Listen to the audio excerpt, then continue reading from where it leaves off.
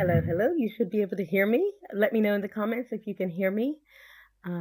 We seem to be having some technical issues, so I hope you can hear me okay. We're gonna just see if we can get other people to come and join. I've had to add a YouTube stream here, so we're gonna try and make it work. It looks like some people are getting to it on YouTube, and we also have hi Shreya. We have Shreya here in the in our webinar link, the original link. So I have no idea what's going on. We've got two different, I've got, as if it wasn't enough for me to watch, I've got two different things going on here. But let us see if we can get started. Hi, Gabriel. I can see you're looking forward to this, and I'm glad you can hear me. I am going to turn on my video again and see if we can make this work. I am just trying to. Oh, great, Margarita. Nice to see you here. You can hear me. That's good. I am gonna try and set up my windows so that I can see everything that's going on because now it looks like I have to have one window with the YouTube stream and another with the actual Masterclass webinar stream. You can hear me, but double. Thank you for that. I will just fix that. Thank you for letting me know.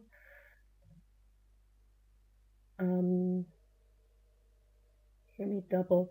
The person who can hear me double, that's Katarina. You may actually have, yeah, you may have had two windows open. So I am going to get moving on this.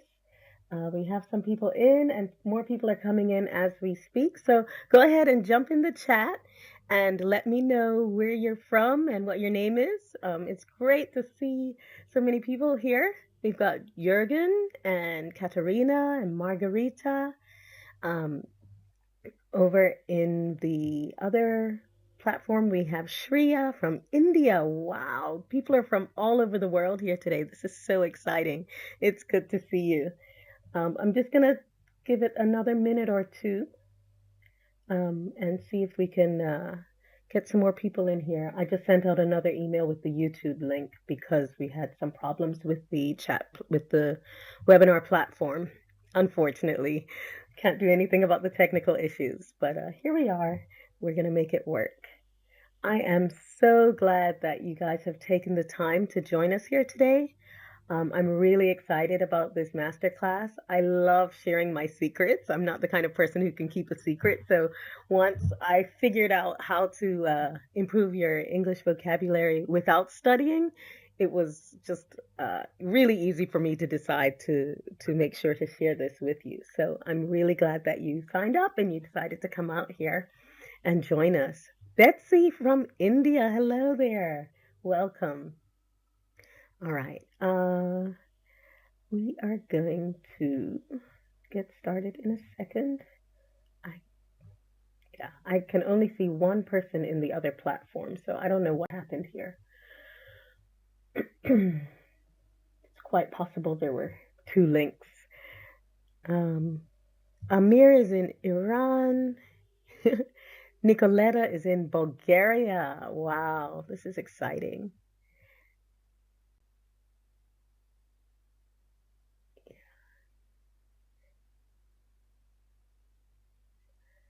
Okay, I am going to get started because I don't want us to run late today. So let's see if I can get this working. And yes, so I want to welcome you all today, and I will just, there we go. I'm going to welcome you to the secret to improving your English vocabulary without studying. I want to thank you so much right now for putting aside the time for this.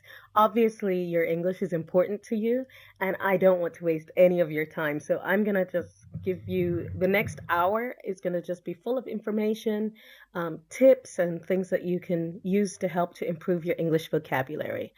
And I want you to use the comments.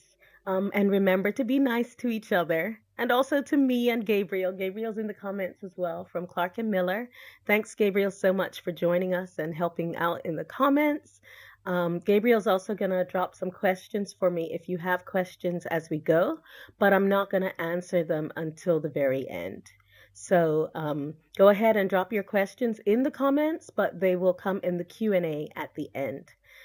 I am just sorry, I'm still trying to organize my windows because this is a last minute change. So yeah, here we go.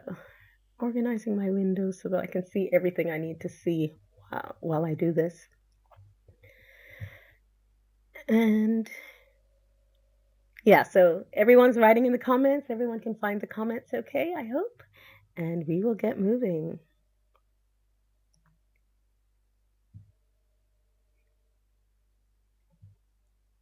So I think, oh, oops, I'm almost out of my circle. So I'm going to help you to understand why you get stuck remembering English words when you need them. And I'm going to teach you how to stop it from happening.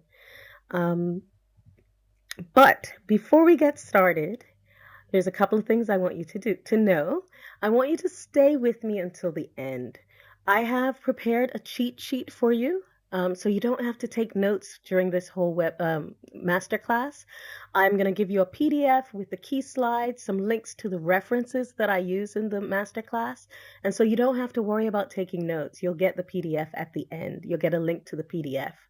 If you stay to the end, you will also be able to possibly win a prize. We've got two great prizes today. One is from Clark and Miller, and one is from me at Lightning English. And so we'll tell you about these prizes at the end.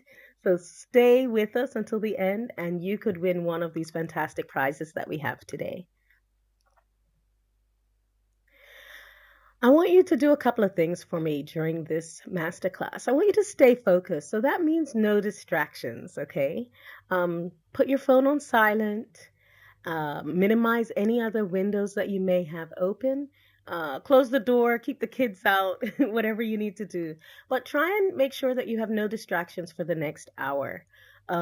You're here to find out how you can improve your vocabulary, and um, and I'm here to help you to do that. So the first thing you have to do is make sure there's no distractions. Stay focused. Keep with me. Interact in the comments. I'm going to be asking you questions. Keep writing in the comments. This is great. Great to see your comments here. And Gabriel's going to keep an eye on them for me. And yeah, so stay with us and we'll have fun together. So you're one of three people, probably. There's lots of different reasons you might be here, but let's see if you identify with any of these. Number one, you understand English fine when other people are speaking, but when it's your turn to speak, the words you need just don't come out. If that's you, I want you to put a number one in the comments when I finish. I'm going to read the three different types, and you decide if you're type one, type two, or type three when it comes to vocabulary. The second kind of person, you learned English a while ago in school or in courses, but you haven't used it for a long time and you've forgotten a lot of the words that you used to know. If that's you, then you're a type 2 person, okay? And type 3 people, your English vocabulary has been in the same place for a long time and you're just ready to make a change. So I want you to tell me in the comments. I have a little bit of a delay, but I want you to tell me in the comments whether you are person number one, where your understanding is fine, but you forget words when you're speaking. You might be person number two, your English is rusty because you forgot a lot of words. Or you might be person number three, your English is stuck and you are just ready for a change. So write in the comments one, two, or three. Or, of course, if you are more than one of them, you can write them. And if you have another reason for being here, go ahead, write that in the comments as well. I have a bit of a delay, actually, so I'm not sure. Oh, good. I'm beginning to see your answers now. I see Betsy is a three. Her English is stuck and she's ready for a change. I'm just waiting to see some more of your comments. Christina is a one. Chris from Italy, hi. Nice to see you here. I'm glad to see that you got in. Betsy, sorry, is a two. We've got a couple of threes. We got a couple of ones as well. So we've got people whose understanding is fine, but you forget your words while you're speaking. And we have quite a few people whose English is stuck and ready for a change. Tala has neither. So Tala, tell me why you're here. What's your reason for being here? Why do you want to improve your English vocabulary? I'm glad to see that you guys are interacting in the comments. Keep it up and we'll go on. So I'm going to let you know that I am here to help and support all of you, no matter what your reason is, whether you're one, two, or three, or something completely different. I'm here to help you. I see that we also have some teachers here ready to get some new ideas. That's wonderful. I hope I can give you some inspiration and maybe we can be in touch and help each other out. And so I'm here to help and support you. Now, I know a little bit about why you're here, and I want to tell you a bit about myself. If there's anything else that you want to know about me, then you can ask in the Q&A at the end, and I'll let you know. Okay, so this is me. I'm Chrisia. I'm originally from Bermuda, and I live in Denmark with my husband Simon and our two sons, Leo and Marcus. I have lived in 8 different countries, and I've taught English for the last 16 years in Spain, Turkey, and in Denmark. So I have a little bit of experience traveling and teaching English. Professionally speaking, I have a Cambridge CELTA qualification and I have been an English teacher since 2005. But that's not really why I'm here to help you. This isn't just because I'm a professional teacher. I'm really here to help you because I'm a lazy language learner. I personally don't like spending a lot of time learning languages. I failed languages at school. And in the beginning, I started learning languages because I had to. I had to in school, I had to because I was living in different countries. And now, with these techniques that I've developed and refined, I learn languages because I want to. So, this has made a big difference for me, and I hope we can make a big difference for you too. So, me being a lazy language learner has really inspired me to help other people like me who have maybe some challenges learning in the classroom or just don't like studying to learn a language. I also speak fluent Danish. When I speak Danish, I'm not stressed, I'm not nervous. I can just speak without thinking about it. And this is because I used my own techniques to learn Danish. I'm speaking from my own experience, but also the experience of my students. I'll share with you what my Brit, one of my students, said. She worked with my techniques for 30 days. And here's what she said at the end. I'll try and give you the enthusiasm she said it with. She said, "This is the best freaking way to learn a language. I didn't think I would ever be better at English because I've always sucked at languages." She said, "It's only been 30 days and I can feel my brain thinking in English when I need it." So that was what my Brit said after 30 days.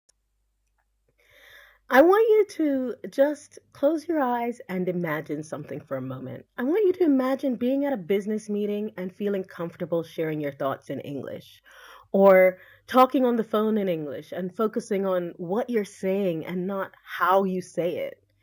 I want you to imagine feeling confident and relaxed when you're speaking English. If this is something you want, I want you to write that in the comments. Let me know if you want this feeling of comfort and confidence and relaxation and being able to focus on the meaning of what you're saying and not the English itself. So if that's something that you're interested in, let me know in the comments.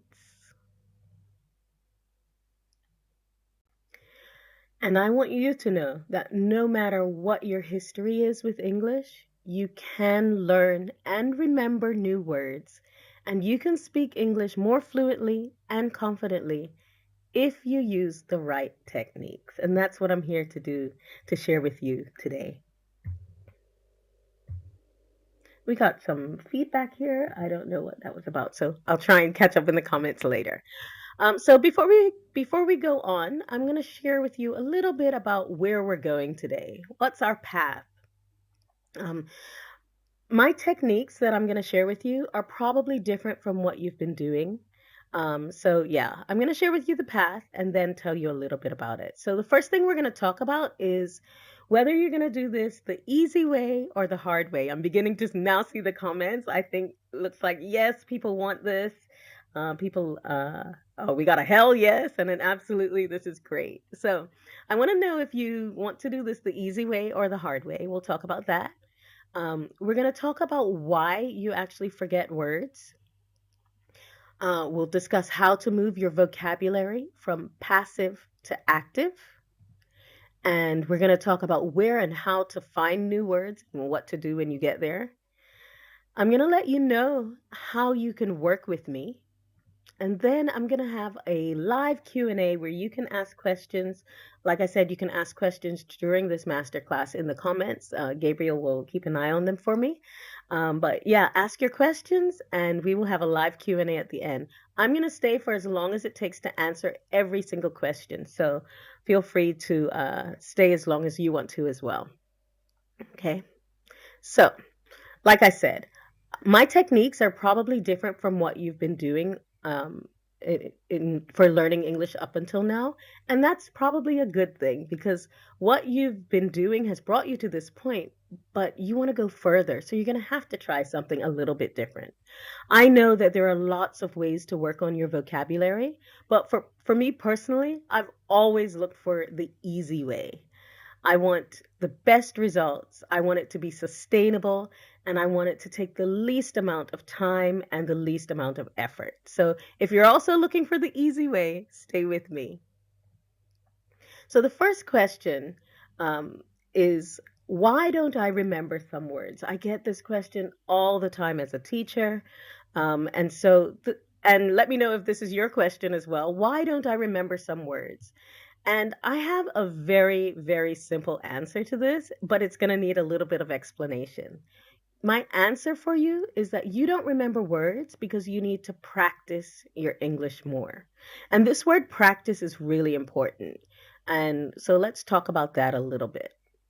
And so I want you to get ready to write in the comments and tell me what are some of the things that you do to practice your English. What do you do to practice your English? I've written some here. Let's see if it matches some of what you do. Do you watch TV in English? Is this one of the things that you consider English practice? Do you read and write emails at work? Is this your practice? Do you speak English with colleagues, friends, or business contacts? Do you speak English on vacation? I want you to write in the comments what you do to practice your English and let me know. I'm going to wait for some of your answers here. Oops, I've got some noises going on. I hope that's not a problem. And yeah. The video's not, we have Ragalayalu has a question about the video. I'm going to be sending you a link to the video afterwards. It won't be staying up on YouTube, but I will send you a link for the replay. So don't worry about that. You will have access to the replay. And like I said, you will have, you're going to have the PDF with some of the key slides from this. I'm not going to give you all the slides. There's like a lot of slides, but I'm going to give you the key slides with the key information that you can download as a PDF as well. And so we've got some practice activities coming in. We've got people who watch videos or music videos with subtitles. We've got Betsy reads novels and other books. Ligaya talks to others in English. Ashia speaks English with friends. Hi, Ashia, I remember writing to you. Um, we've got Shreya, you talk to yourself. That sounds like fun. Yen listens to podcasts. Wow, you've got lots of different things that you do to practice.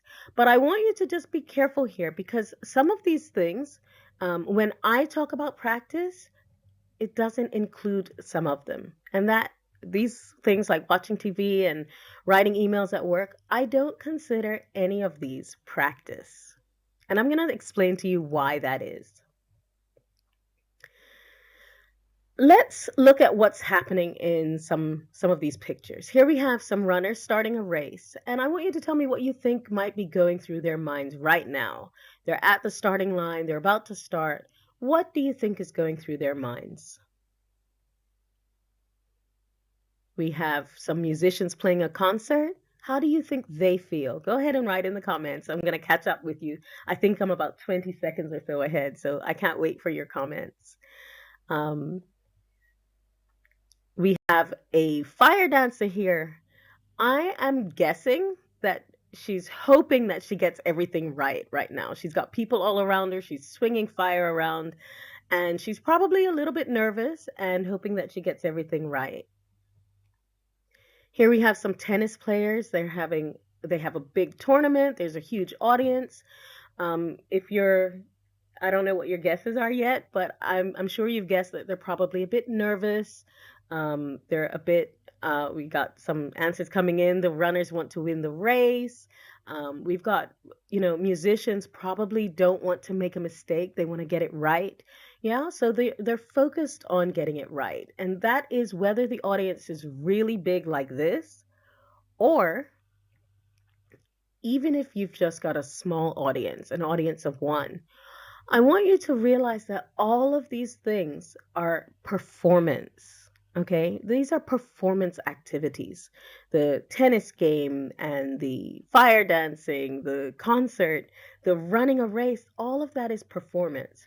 So let's look. What is English performance? What do we call performance in English?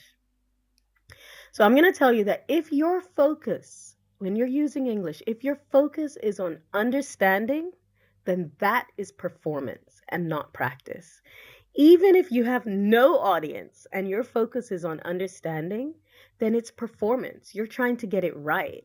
It's not practice. So when we talk about watching TV, if your focus is on understanding what they're saying or listening to your podcast, if that's your focus, this isn't practice, it's performance. And hello, Mustafa. Yeah, we got a lot of comments about the people. We've got performance anxiety. Um, Dina thinks that the runners want to win. They're thinking of the results, and that is exactly right. When we're in a performance situation, we're thinking about the results. We want to win. We want to get it right. We want to do it properly. Our fire dancer doesn't want to hit herself with the fire because that's scary. Okay, so when we're performing, we're focusing on the results, and in the case of English, that is on understanding. So we don't know anything about any of the people in these pictures, but I'm sure we would all agree that none of these people are there performing without having spent hours practicing beforehand. The thought of anyone in these situations performing without practicing would be absolutely ridiculous. Imagine someone just gets out on the tennis court in front of all these people and decides to play a tournament without any practice. I mean, come on, isn't that ridiculous? So I want you to tell me in the comments about what you think. Is that a good idea to practice before you perform? Do you practice a little bit? Do you practice a lot? And then we're going to see how this connects to your English. Back to our tennis player, let's talk about practice. Practice has a very different feeling from performance. It also has a different focus. So when you're performing, your focus is on getting it right. You do whatever you can without making too many mistakes. You just don't want to get it wrong. Okay? When you are practicing, your focus is on repetition. You want to do it again and again. You don't worry about mistakes. You make a mistake, no problem. You just go at it again. You do parts of the activity. You don't do everything at once. So, for example, this tennis player is practicing. He's getting ready to practice his serves. He's got all the balls there and he's just going to hit the ball over the net. He's focused on that one activity. He's not focused on another person on the other side of the net. He's focused on his part of the practice. Okay. And so, yeah, enough tennis. What does this look like for your English? Well, remember this list from before? We talked about things that people might do to practice, but actually, this is all performance, okay? And I hope you can see that these things like watching TV, writing emails at work, talking to colleagues, friends, or business contacts, or even speaking English on vacation, that's not practice. That's actual performance. You're focused on the results, you're focused on getting it right and not making mistakes. Um, we're still getting comments about the practice, about the performance. The fire dancer needs a lot of practice. That is absolutely true. And so here we are. We're back to what is practice actually? So, what does practice look like? When it comes to your English, what I mean when I say practice, I mean things like reading a novel for fun, not worrying about if you understand everything, but just reading it for fun. Listening to a comedy podcast or something where it's not important if you miss a word or you don't understand something. You just relax and listen, and you're not focusing on getting it right. If you want to talk to someone, you can talk to your dog or your cat. Um, Probably a dog is better if you don't want any judgment. Cats will judge you, I think. But yeah, talking to your dog is practicing. But talking to someone else who you want to understand you and you don't want to make a mistake in front of them, that's more performance. So practice is talking to yourself. I saw someone write earlier that they talk to themselves. So, yeah, talking to yourself is practice. When I talk about practice, these are the kinds of things I'm talking about. With writing, if you're writing something that no one else is going to read, so for example, your journal or a shopping list or letters to yourself, that is practice. When you write an email to your colleagues or your client, that's performance. Okay, so there's a big difference between practice and performance.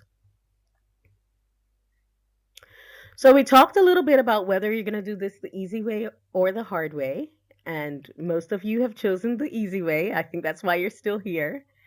Um, we talked a bit about the next thing, sorry, is that we talked about why you forget words. And that's because you don't practice enough. And we talked about what that practice actually is versus performance. The next thing is we're going to talk about your vocabulary and how to move it from passive to active. So let's see what that means. Our vocabulary can be split into two groups. Whether we're talking about English or your native language, it doesn't matter. You have two groups of vocabulary in your head. You have the passive vocabulary. These are words that you know if you hear them or see them. And then we have our active vocabulary. These are words that you can use when you need them. Okay, and then there's some kind of in between where you kind of know it, but when you need it, you have to think about it. Okay. The thing is, your passive vocabulary is always going to be bigger than your active, even in your native language, because you need the words to be in your head before you could actually start to use them. Okay. Another way of breaking this down is to see them as your receptive vocabulary and your productive, rather not vocabulary, but your skills, your receptive skills and your productive skills. What does this mean? Your receptive skills are things like listening and reading, and your productive skills are speaking and writing. Um, but there's something that comes into play that changes all of these. Okay, it will change your receptive and productive skills, and that is stress. When you get stress in the situation, it reduces both of these. It reduces your receptive skills and it reduces your productive skills. The thing is, you notice it more with your productive skills because it was already smaller to start with. And when you lose the ability to use some words, then it's even worse. Okay. So it's the reason why when you're in a performance situation, like we talked about earlier, you often forget words. That's why. It's because when you have that stress, it reduces your ability to to use your active vocabulary. And just like a world-class professional tennis player sometimes misses a serve in a tournament, you also sometimes forget words while while you're speaking English. Okay? So, we talked about active and passive vocabulary. So, the real question that we want to ask here is how do I increase my active vocabulary? Most people aren't worried about their passive vocabulary. Those are the words when you're reading, you know what they are. The problem is when you have to speak, where are those words that you thought you knew? That's your active vocabulary. So, we're going to look at how you can increase it, okay? And I want you to understand that these are not two separate groups of vocabulary. It's not like separate words. There's a gray area in between where and where words move in and out from passive to active and back again, depending on what you do. Okay, so what I'm going to tell you, here's another of my secrets. It's that regular, focused speaking and writing practice, remember we talked about practice, helps move words from your passive vocabulary and into your active vocabulary. I want you to remember that. You need regular, focused speaking and writing practice, okay? And that will help you to move words from your passive vocabulary to your active vocabulary. So, what does this mean? It means that when you practice speaking and writing regularly, so we're not just talking about performance here, okay? Performance adds stress and it limits you to the vocabulary that you already have. Practice allows you to expand your vocabulary. So when you speak and write regularly in practice without the stress of having someone else that you're performing for, then what happens is that your active vocabulary grows. Okay, so you'd want regular, focused speaking and writing practice, and this will increase your active vocabulary.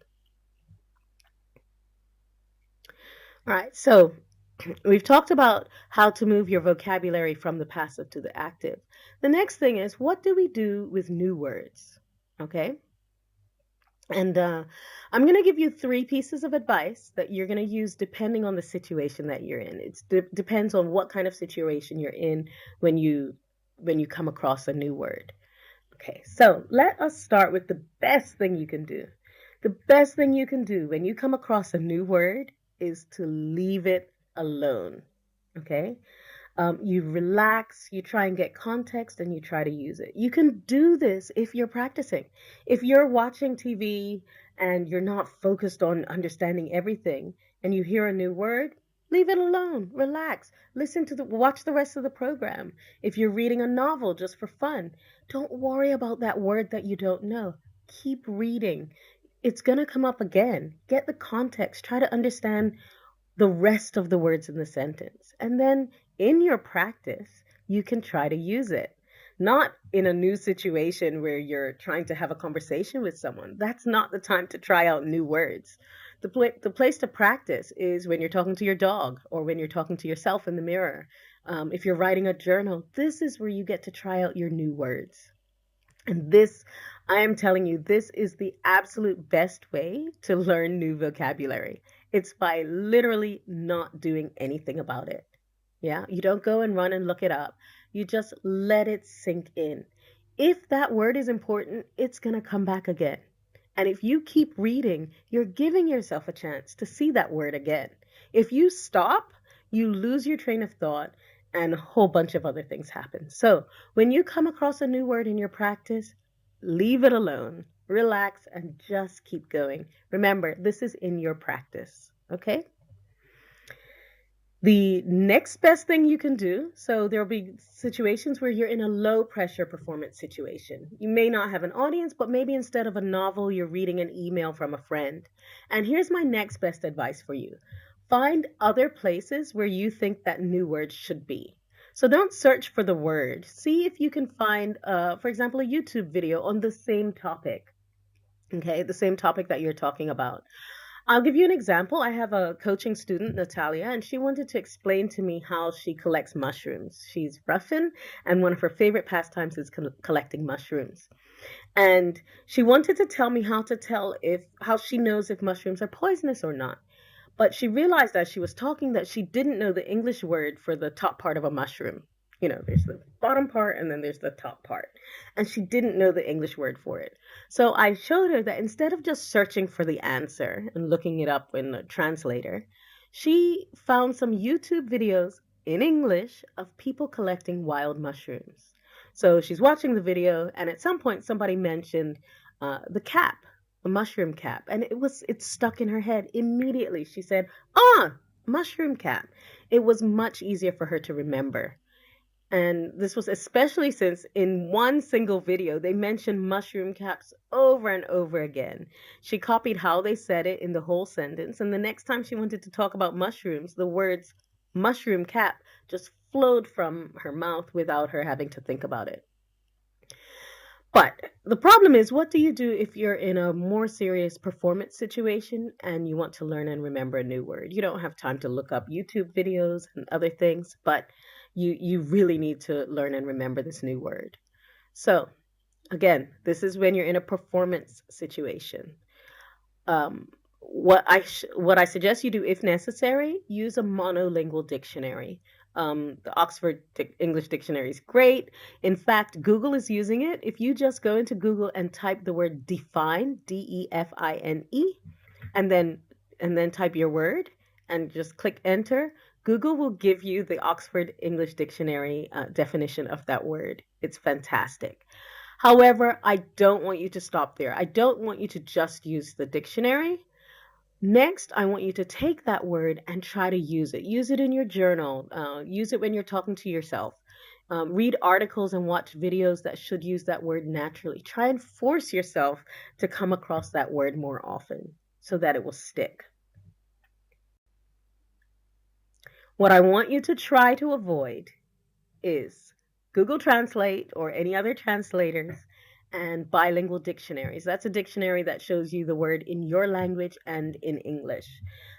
These two things automatically will connect your English with your native language, which means that when you have to remember the word, first you have to remember it in your native language, and then you have to translate it to English before you can access the English word. And part of the problem with that is that your brain is going to have to choose which language to remember this word in. And guess what? Your brain's not stupid. It's going to try and remember it in your language, and the English goes out the window.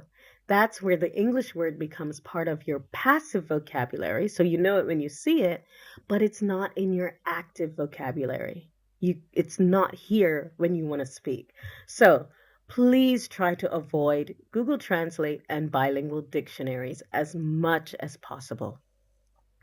Another thing that I want you to avoid doing, and this is really important, and I want you to, if you don't remember anything else from today, I want you to remember these two things.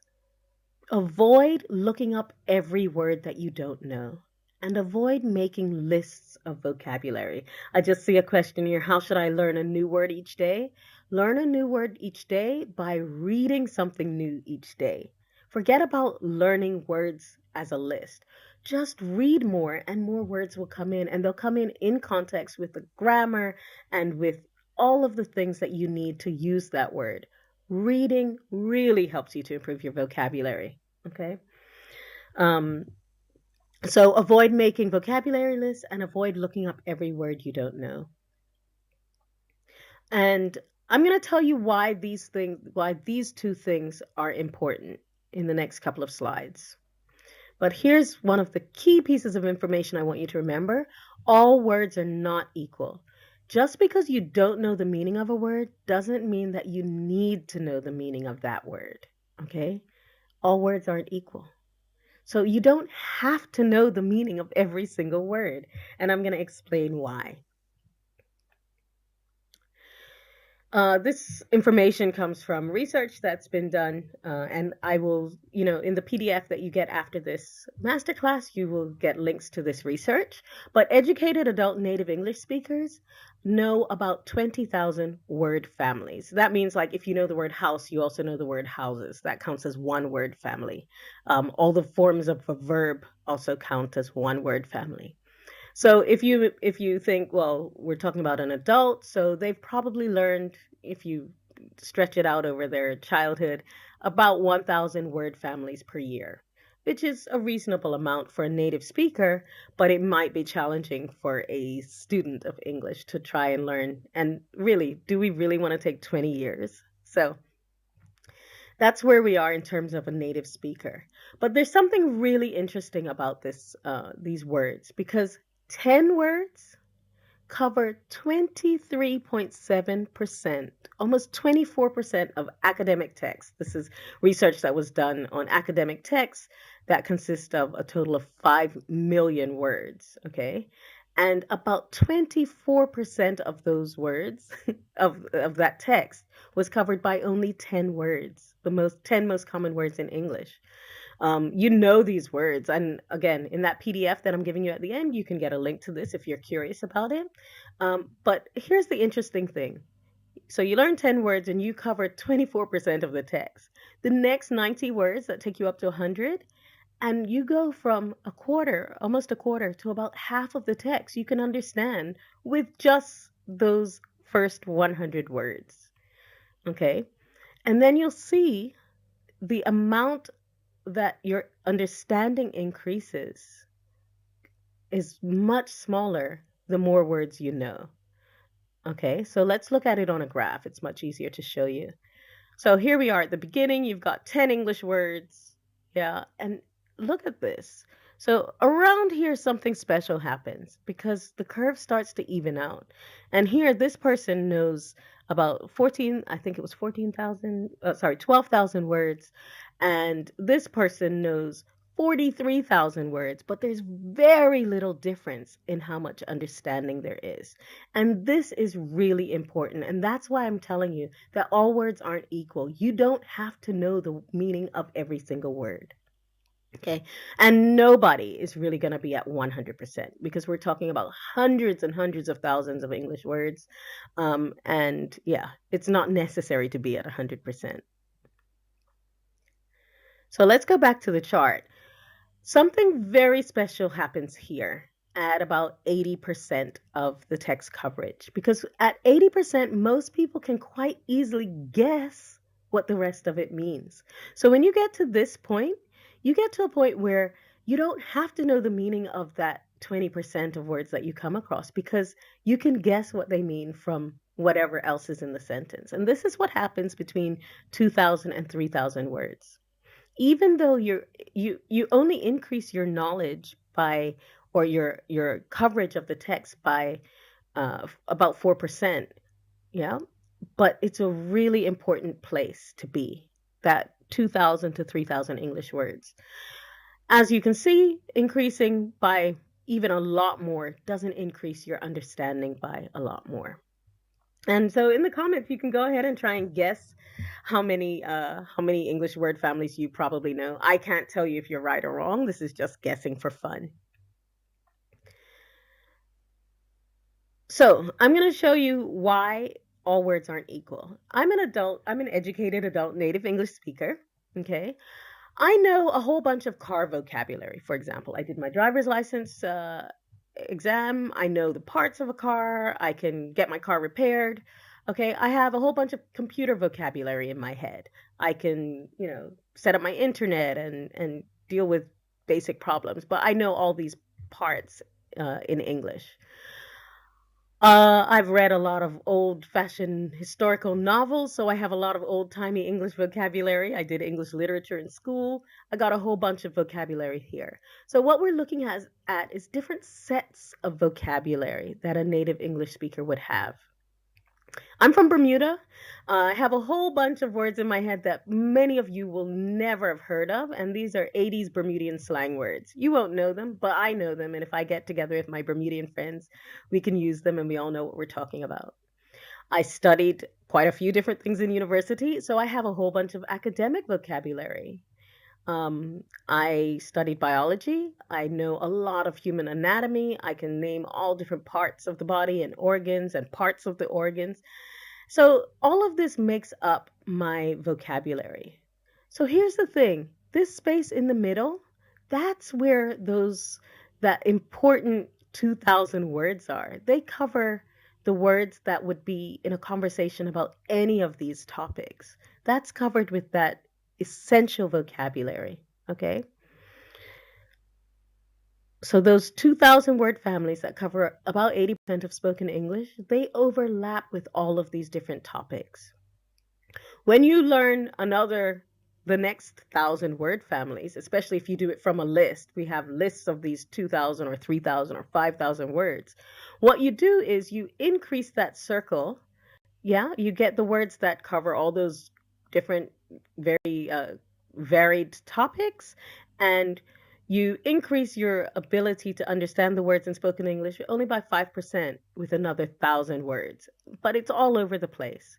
So, what I'm suggesting is that instead, if you are a learner and you're in the medical field, wouldn't it be more productive for you to spend that time learning about human anatomy, reading things regarding human anatomy, and taking your focus into increasing your vocabulary in that area?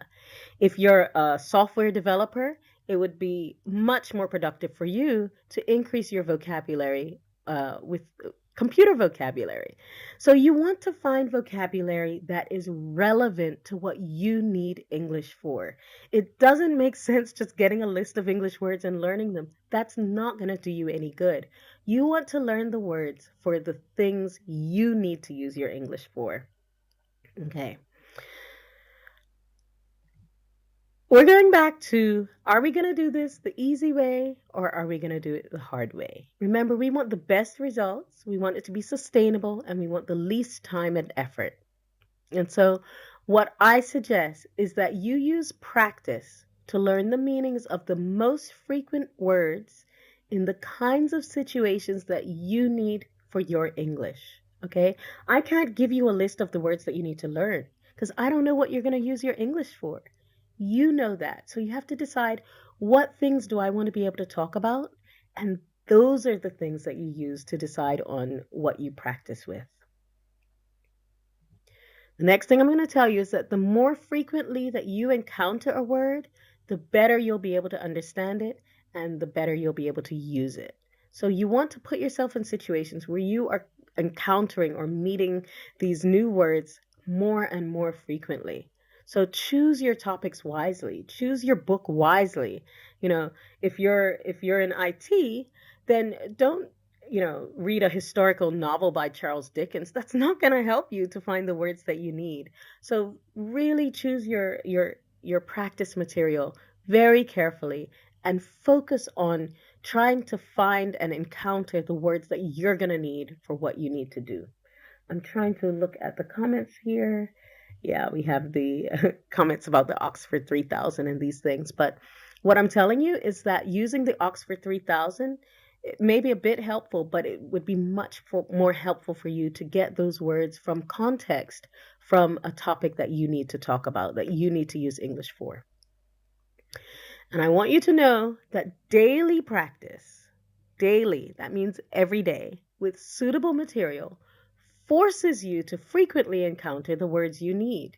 And so, naturally, of course, you're going to remember those words because you're practicing daily, no stress, with suitable material that shows you the words you need, that lets you hear the words you need over and over and over again.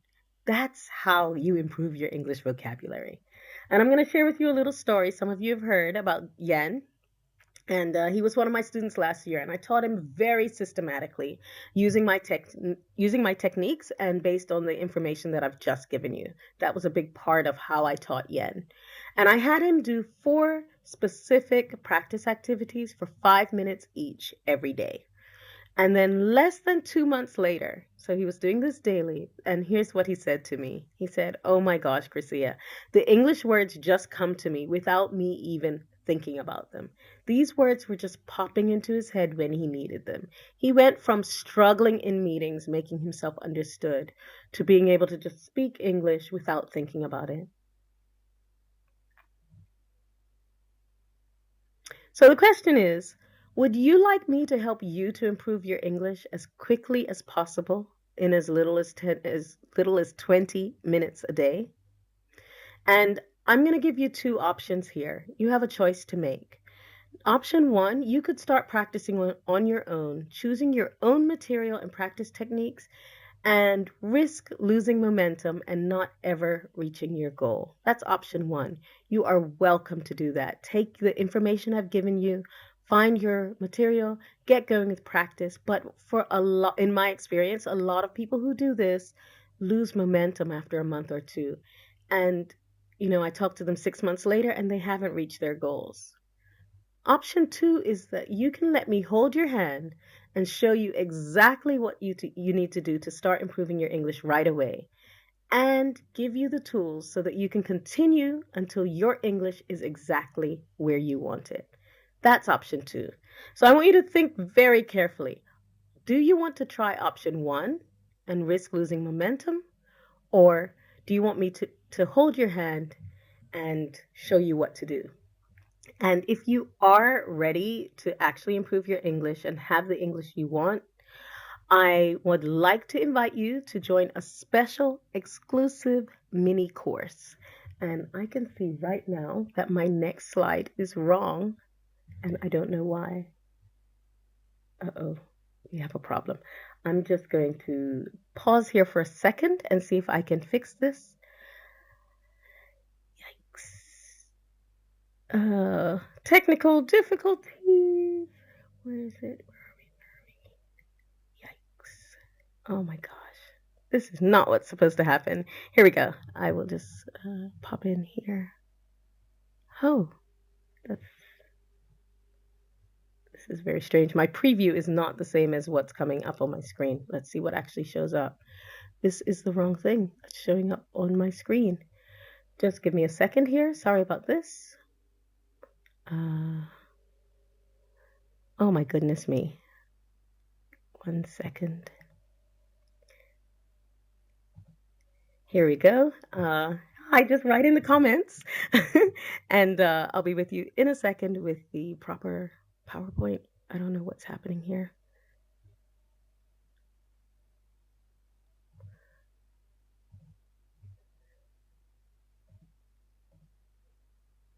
This is where it should be. Oh, here it is. I don't know what happened there. Here we go. What I am going to share with you is the Lightning Practice mini course.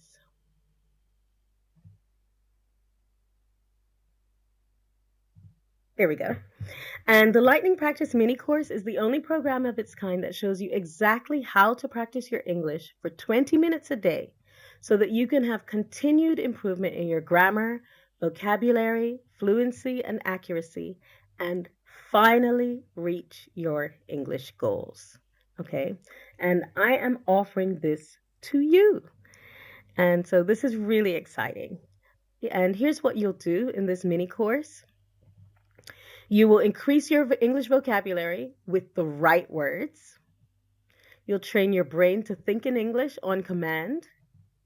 You'll make the 4 simple 5-minute lightning practice activities a natural part of your busy day.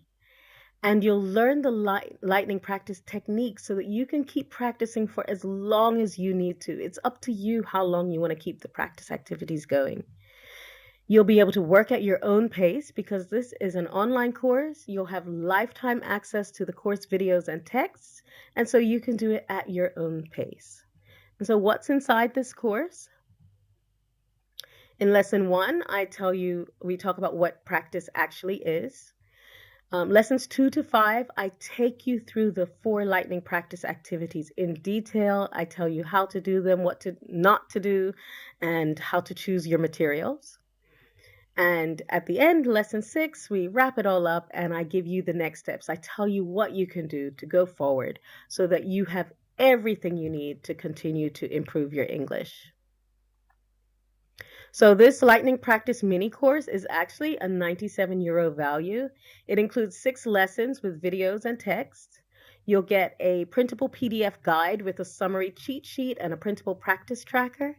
And you'll get a whole bunch of prompts to get you started with journaling.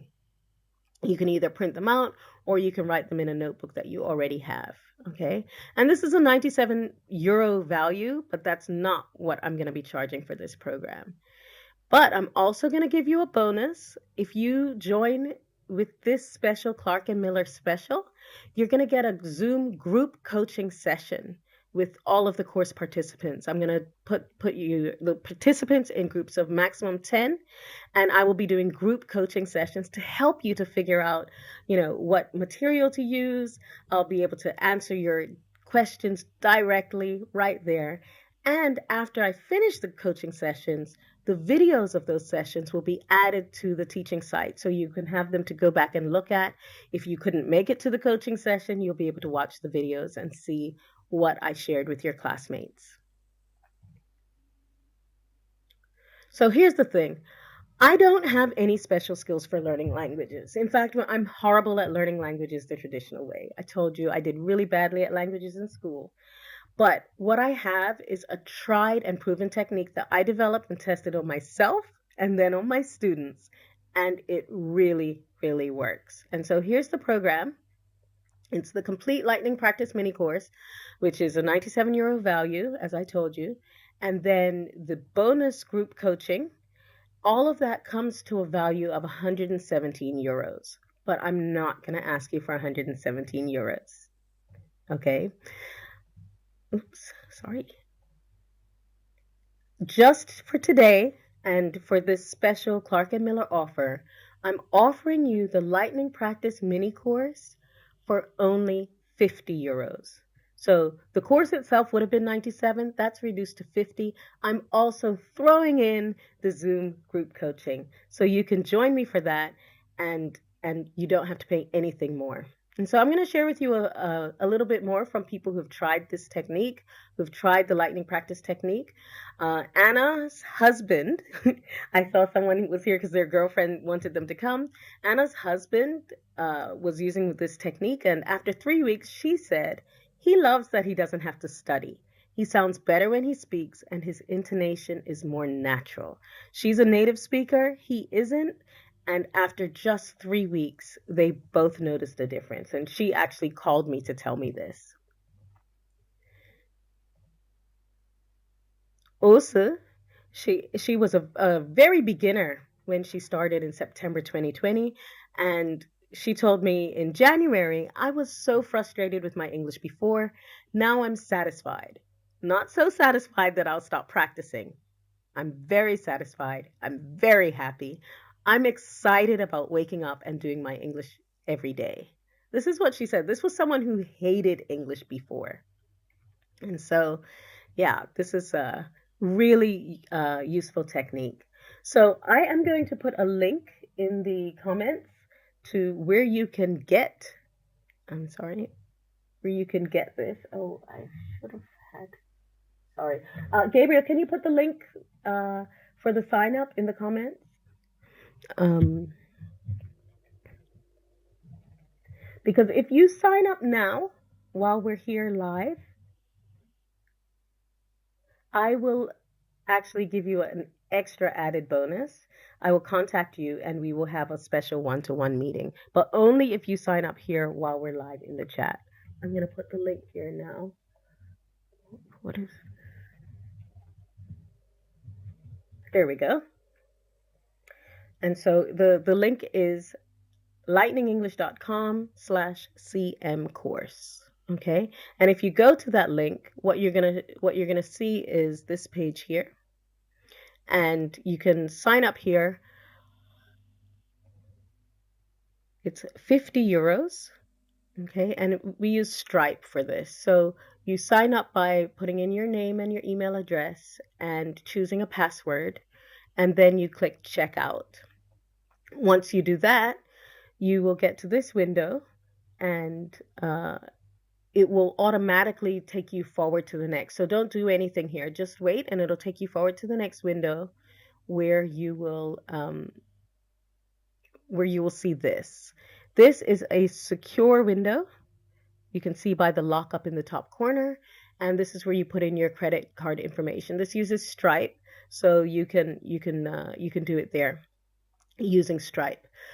If you can't use Stripe, I also have a TransferWise link, but you have to contact me by email to do that. Again, if you send me that email during this while I'm still here answering the questions, if you send me this email and it's there when I finish, then you will still get this special offer that I'm giving you for the people who do this while we're live. If you're watching this recording, you're not going to be able to get that special. It is a special one-to-one meeting with you where I will help you to choose some materials, some practice material, but only if you sign up right now while we're here live. This offer will continue for the next couple of days. In fact, the offer is set to automatically close down on Tuesday at noon. So you need to get on it quickly because this is a really special offer that I'm only offering right now for you guys here at this masterclass. No one else is getting this, okay? Yeah, so you put in your credit card information here and you click on pay at the bottom here. At the bottom here, you click on pay. You can double check the amount, 50 euros. Make sure that that's also what's written here. And you will get a confirmation email. Now, this is really important. I know all of you can follow a confirmation email because you're here today. So go to your email. You'll see an email from Chrisia at Lightning English. and it tells you that it's important that you need to confirm, and you need to go to this email and confirm your login.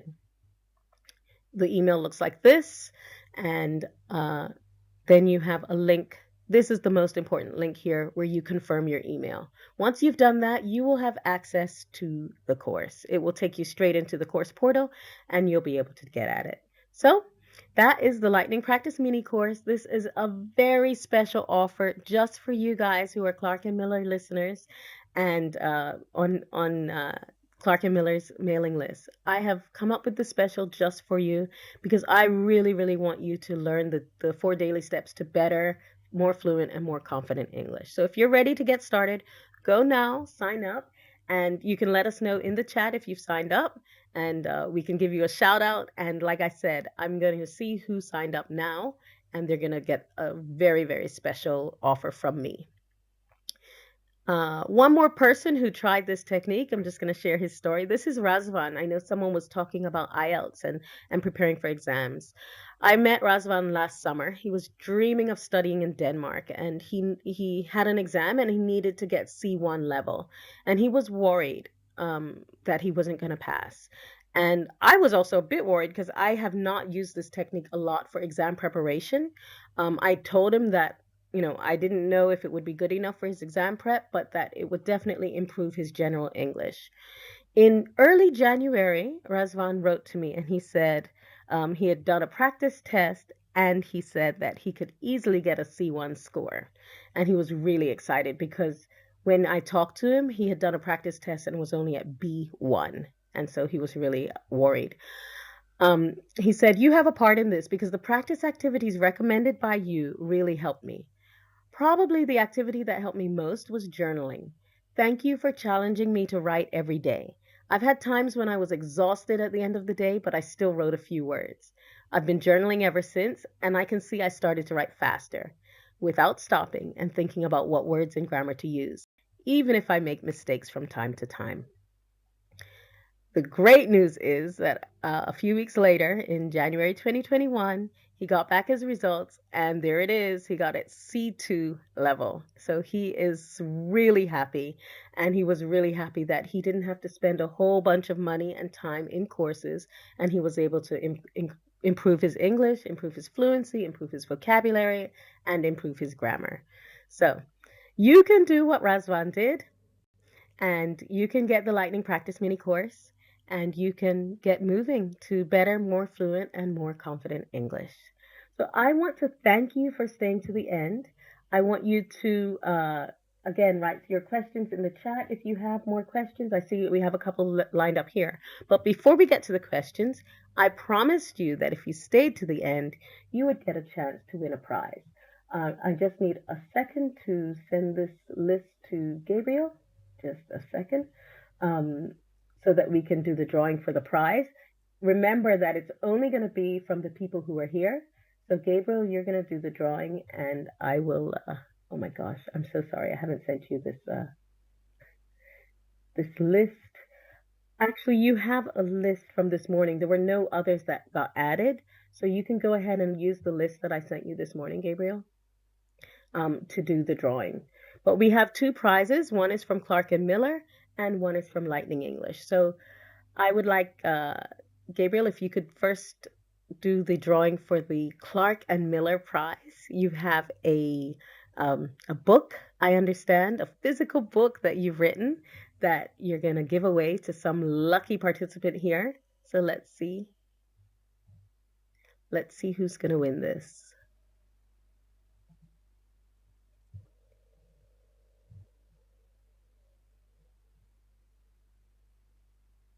Do you have that list, Gabriel?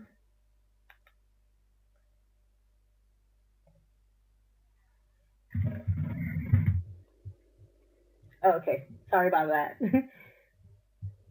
Or if you want, you can just tell me a number, and then I can look at the list. I have the list in front of me. I can look at the list and tell me what name matches that number. Do you want to do that for me?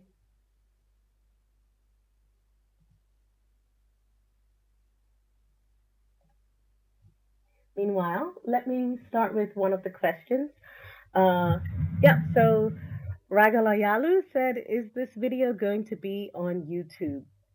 And so, yes, the answer is yes and no. This video will be up for the next few days. I will keep this up until, again, Tuesday at noon when this offer closes. Um, but if you do buy the offer, if you get the Lightning Practice mini course, you will also get the access to this masterclass. You'll get lifetime access to the video. Um, Okay, thanks, Gabe. You said 30 seconds. So in 30 seconds, we're gonna know the winner of the book from Clark and Miller. And Gabe, you're gonna let us know the name of that book as well, I hope. We still have 45 people here, so I hope whoever wins is on here. If you're not, when Gabe puts the name up, then let us know if you're here. Okay. So I'll be sending out the link to this webinar or this masterclass after we're done. So you'll have the link. You can watch it again. You will also get the PDF link. In fact, I will put it. I will put the PDF now in the chat, and you can. Oh, we have a winner! All right, Gabe. Who's our winner?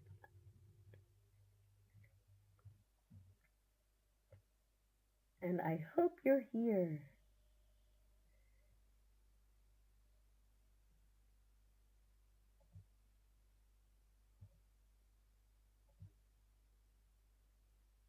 Oh my goodness.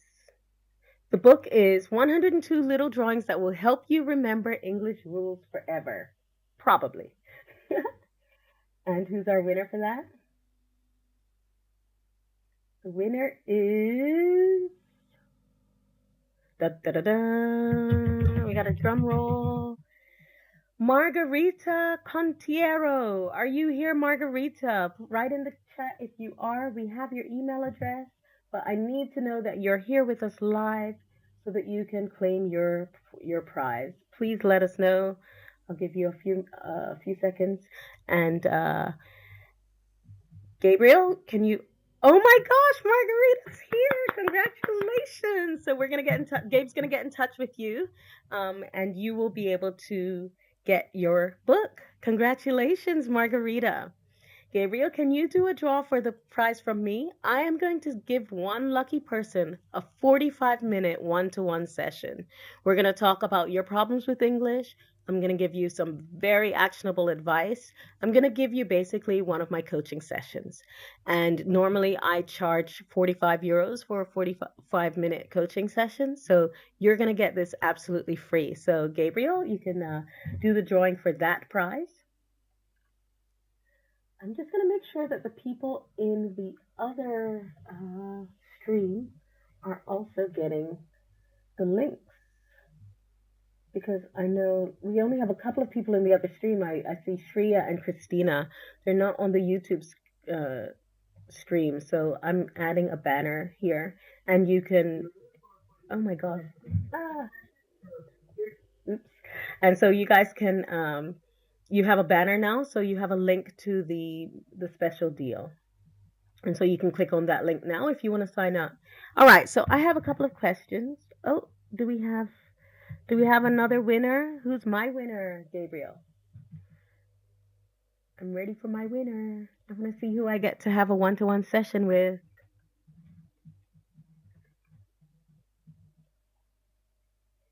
Meanwhile, I will go to the next question. Amir has a really good oh, sorry, Betsy. Betsy says, if we're practicing for IELTS, what should be done?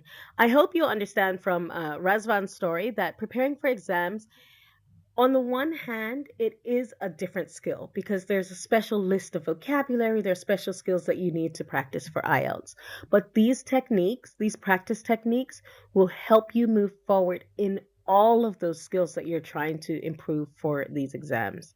So it's not the same as the exam prep, but it will definitely help you.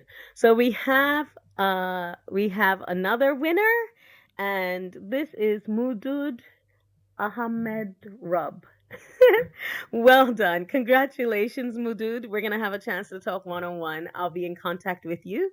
Um, Mudud, are you here? I hope you're here so that we can you can claim your prize.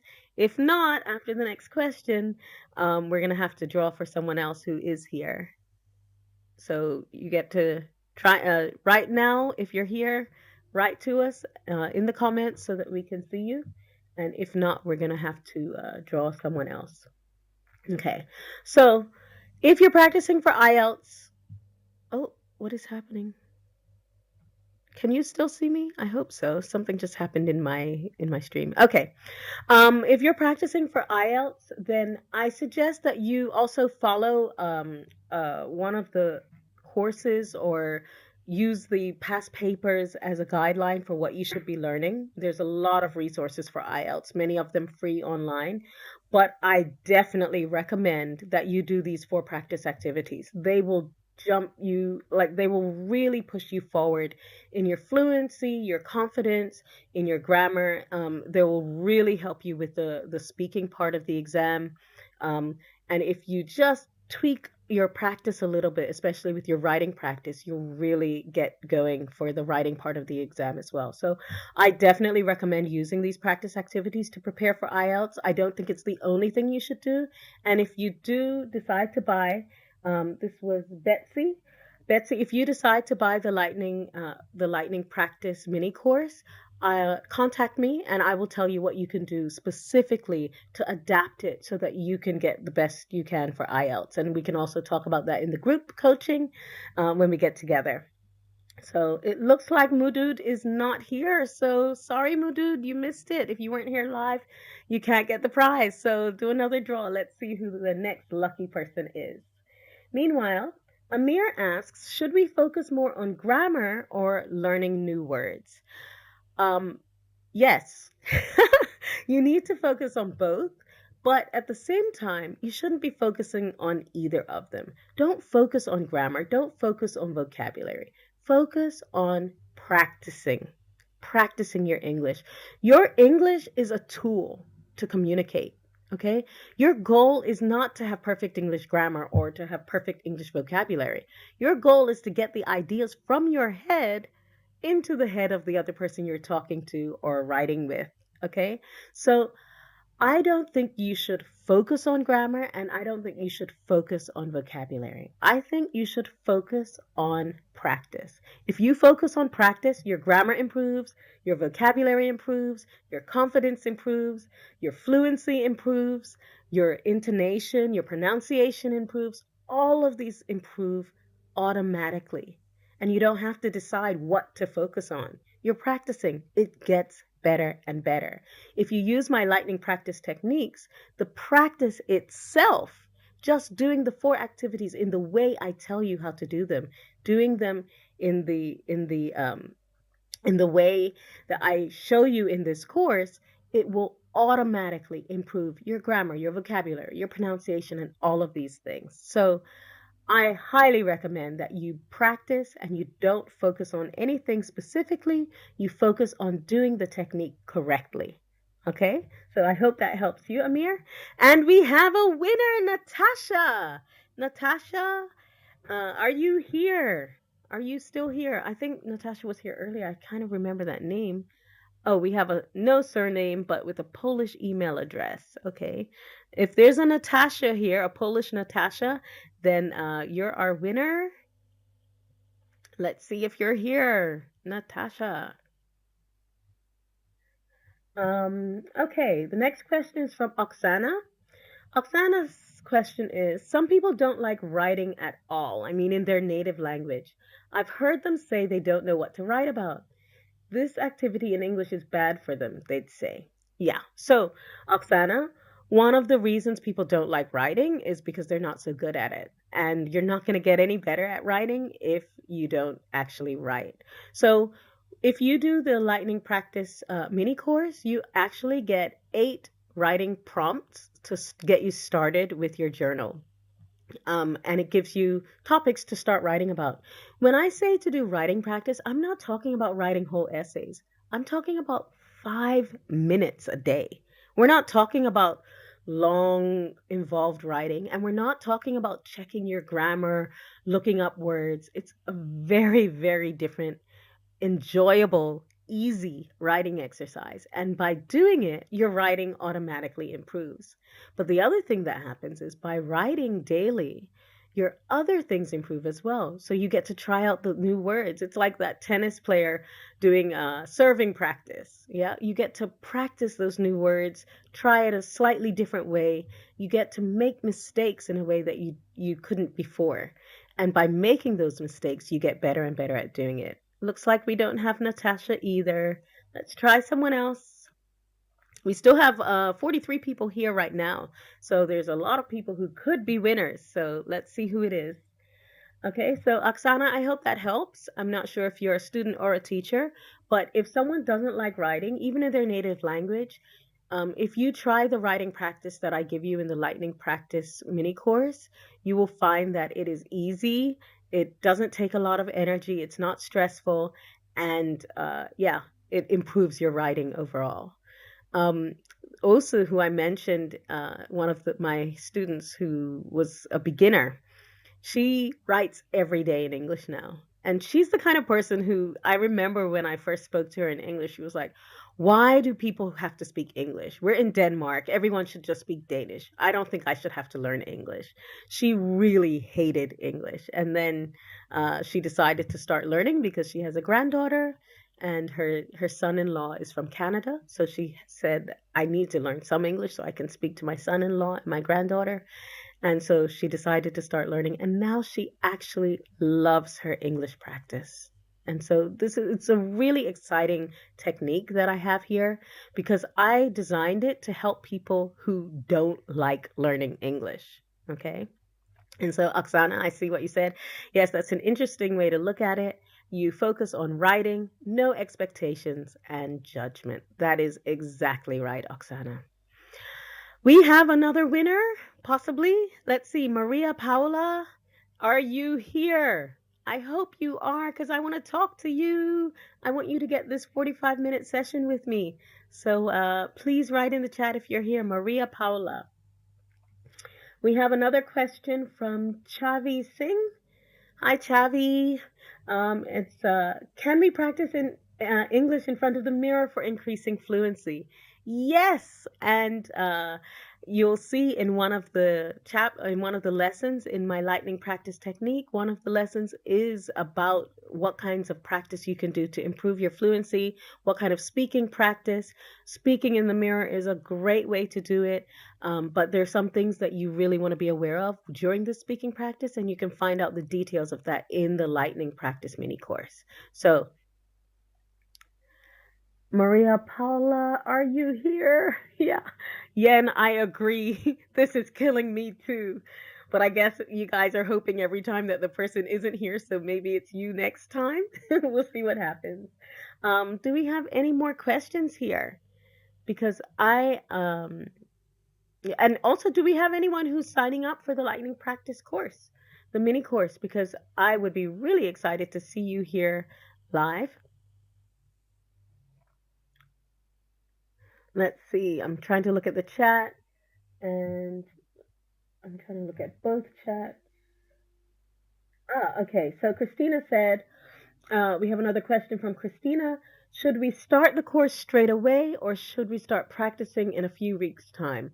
Right now, I'm really struggling with school ending and I don't think I have enough time to work on a course properly. Excellent question, Christina. Here's the thing. This is an online course. When you pay for it, you have access to it right away. You could start this afternoon if you want, or you can keep it because you not only have access to it right away, you have lifetime access. That means 6 months from now or 2 months from now, when you have time, you can go in, you can do the course, and you'll be able to start whenever you want. It also means that if you do it now and you forget some things, you can always go back. The course has the videos, the lessons in video, but it also has them written down, and then there's also a printable PDF guide. So you can do it on your own timeline. The special price is only available now, and this offer is only available until Tuesday. So if you want to do this course, you should buy it now. This is the time to do it.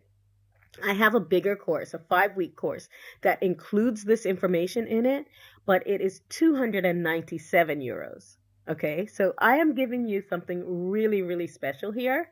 With this 50 euro deal, you get the lightning practice activities, you're going to get a group coaching session, and if you buy it right now while you're here, you're going to get another small session with me where we can talk about some things to make it specific to you. So this is all in a special deal, and it's only now. So the best thing to do if you're interested in this course, get it now. You'll have lifetime access. What do I mean by lifetime? It means that for as long as I have this course platform and this course available, you will have it. If at some point in the future I decide to take this course away and not offer it anymore, you will get an email from me that will give you a link to download all of the videos, all of the PDFs, and all of the information in the course. So you will always have access to this course, whether it's still up on the portal or whether you download it yourself. Okay, so this course is yours to keep. So go ahead and buy it, and you'll have it for to do whenever you can. Svetlana, are you here? Oh, we have a message from Yen. Yen has been listening to the Clark and Miller podcast, it looks like. He says, uh, I fell in love with an analogy I heard on a certain podcast, wink, wink. It was about communication and two islands and the importance about changing your mindset. Svetlana is here. Whoa, yay, congratulations. Hey, you know what I have? Svetlana. Oh, I'm so excited. I have something here for you. Nope, that's not it. That one's broken. I have confetti. Woo! Are you ready? One, two, three. Whoa! Whee! Confetti! I'm so happy. I'm looking forward to meeting you, Svetlana. I'll be writing you to arrange a time that we can meet and talk. Okay. So that analogy about the people on islands, when you speak English, you are crossing a bridge. If you're speaking to a native speaker, you're going all the way across the bridge from your island to their island, and they haven't gone anywhere. So do not go in apologizing. Never apologize for your English. If you're speaking to another second language English speaker, then you're meeting in the middle somewhere. Yeah. But if you're speaking to a native speaker, don't apologize for your English. You are going all the way to their side. Okay? They can't have that conversation in your language. That's why you're doing it in English. So you're actually at an advantage and not a disadvantage. Okay? So yeah, if you want some more tips, go to the Clark and Miller podcast. I think it's episode 25. Gabriel and I had a great conversation, and I give you some tips for changing your mindset about English. So go ahead and check that out. Um, Aya says, I should go. Thanks a lot for the masterclass from Barcelona. Hola. I'll do my best next days. How many times can cover your course? Maybe in the future. I'm too busy for that. So the course itself is not very long. You can do it, you could do one module a day for a week. Well, it's 6 modules. It doesn't take a long time. The thing is, I want you to do them, to listen to watch the videos and do the course, but I also want you to get started on doing the practice. The practice is 4 5-minute practice activities a day. We're not talking about a 20-minute block of time every day. We're talking about 5 minutes in the morning while you drink your coffee, another 5 minutes while you're in the shower. We're talking about 4 5-minute activities, most of which you can do while you do something else. I have students that do their practice while they're driving to work, or yeah, like I said, while they're having a shower. It's not a long time. It doesn't require a huge investment of time. Like I said, I like teaching the easy way. This is the easy way. It's quick, it's easy, it's sustainable, and it works. So that's how much time. Okay. Uh, we have Chavi has another question. I want to know about an interview. How can I talk about myself in the right way? Interviews are a very unique situation because, it's a very kind of unnatural thing to be sitting and telling everyone how wonderful you are. Um, One of the things to do in practice for an interview is to think about what questions they're going to ask and think about all different ways you're going to answer them and practice. Remember, we talked about this, or I told you about this at the beginning of the masterclass. Practice is the key. Okay. Just like you're not going to go on the tennis court and play a tournament without having served 100 times, 1,000 times, 10,000 times before. Don't walk in the interview and answer a question that you haven't practiced by yourself. Yeah, make sure that you practice every possible question. You can say everything about your experience, everything about what you've done, everything about what you want to do. Do it out loud without anyone there at first. Find out where you're going to make the mistakes. Find out what words you don't know. And then you go to the interview ready to go. Okay, so that's my interview suggestions. I have a few times in my calendar for some one-to-ones. So if you can find that on my Instagram profile, you can book a one-to-one meeting with me. I have a few free times in the next 2 weeks. So if you have specific questions, you can definitely book that with me. But that's a little challenge. If you can find it in my Instagram bio. There's a free link to a 25-minute cup of tea and chat with me. Okay. Thanks, Gabriel, for confirming that it's episode 25 that I'm on with the Clark and Miller podcast. We have gone way over time right now. It's oh my gosh, it's almost 1:30. Um, I am getting lots of thanks. Thank you, Aya. You're welcome. You're welcome, Chavi. You guys, many of you joined my mailing list. I send out emails about once a week, but go ahead and write to me. I send out emails. I know it's a mailing list. I know you're probably thinking, oh, everyone's getting the same email. But when you answer those emails, that's me writing you back personally. So if you get an email from me, click reply, write to me, tell me what you're doing. If you try any of these techniques and they work for you, write to me and tell me. If you try them and they don't work, write to me because you're doing something wrong. Okay. And I can tell you, I can help you. I want to help you. Okay. Gabriel says, time flies when you're having fun. You are absolutely right. I have yeah, my mouth is drying out. Natalia, you're very welcome. And I want to say congratulations again to our winners. Who was it? Was it Svetlana? And we didn't get, oh, sorry, we didn't get, oh my gosh, I almost dropped my camera here. I got a funny rig here. I use my phone as a camera. I have another popper for our other winner. Let me see who it was. Who was the first prize winner? Oh my gosh, what? Somebody's gonna write this in the comments, but we have a winner. Margarita. So we have Margarita. I didn't do your popper. So this is for Margarita, who won the book from Gabriel. And that is 102 little drawings that will help you remember English rules forever, probably. And if anyone else wants that book, contact Gabriel. Actually, Gabriel, do you have it on your site? I know I'm putting you on the spot, but maybe you can put a link to it so that people can get your book. And here we go. Let's see if we can get this. Ah, that didn't really work. Okay, so I'm getting a lot of thanks. Shreya's in India and it's 4:57 there.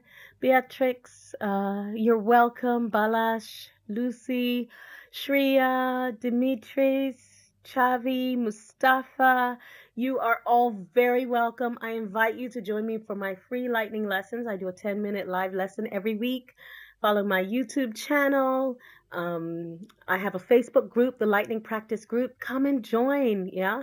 I think if you have joined my mailing list, you have the welcome message, which sends you to all of these things. And if you're on my mailing list, go ahead and check my mails because I'll tell you where you can find me and what special things I'm doing and if I have other master classes or anything else. So go ahead and join my mailing list.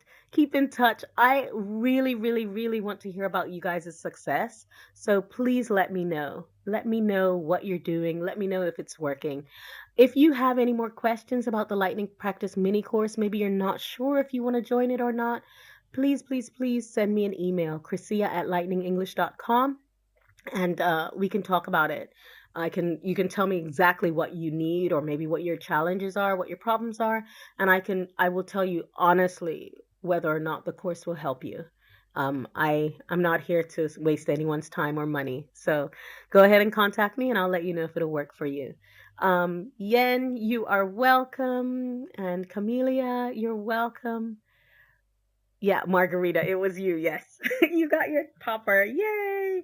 Oh, I'm so happy that I was able to spend this time with you guys. And I look forward to seeing many of you again in the future. So Margarita's book is on its way. And yeah, I'll be contacting you. And yeah, I'm so happy that you guys were able to be here. And see you soon. Okay. Bye bye.